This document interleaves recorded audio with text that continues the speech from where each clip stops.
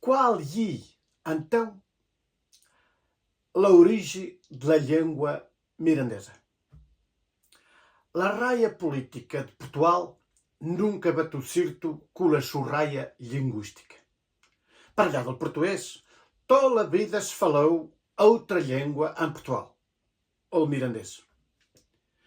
E uma memória viva que o povo mirandês guardou durante mais de 1000 anos, de quando ainda não havia Portugal e pertencíamos ao Reino de Leão.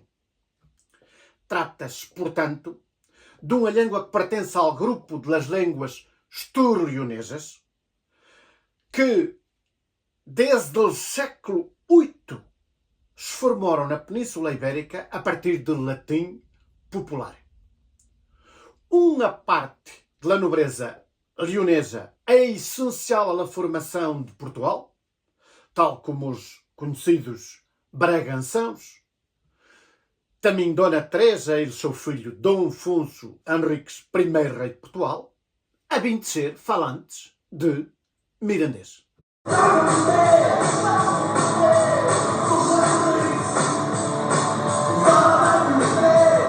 Para lá do latim, contribuiu para a sua formação a fala dos Zuelas, o povo estur que viveu aqui antes da chegada dos romanos à terra de Miranda.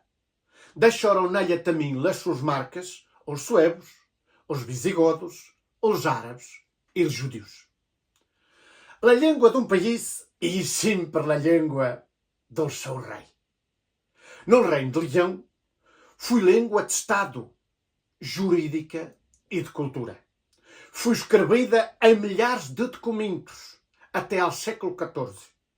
Foi cultivada pelos mosteiros de Moreirula, acerca de Samora, e de São Martim de la Castanheda, em Sanabria. Nesse tempo, grandes centros do saber cultural e medieval.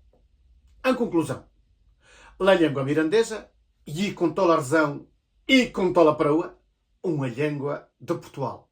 É elemento essencial da sua história, da sua cultura, da sua identidade e da sua existência.